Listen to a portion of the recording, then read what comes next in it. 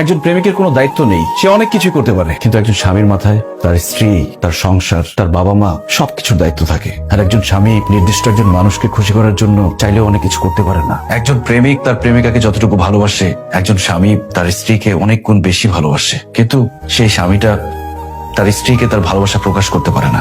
এমনকি বাবা মাকেও তার ভালোবাসা প্রকাশ করতে পারে না। আর সবার জন্য করে যাওয়া এই লোকটাকেই সবাই দোষ দেয়।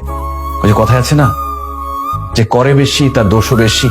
আমি তোমার পাশে শুয়ে থাকি, কিন্তু তারপরে তোমার সাথে হাসি মুখে কেন কথা বলি না?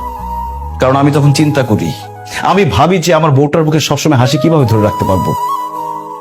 ওই দিন তুমি সাজগোজ করে নতুন শাড়ি পরে আমার সামনে এসেছিলে, আর আমি তোমার প্রশংসা করিনি বলে তুমি আমার উপর রাগ করেছো। কিভাবে আমি তোমার প্রশংসা করব? আমি তো তখন ভাবছিলাম যে আমি কিভাবে আমার বউকে আরেকটা নতুন শাড়ি কিনে দিতে পারবো, কিভাবে আমার বউটা সবসময় সাজগোজ করে থাকতে পারবে, সেটা নিয়ে ভাবছিলাম। আমি প্রশংসা করতে পারিনি এই জন্য।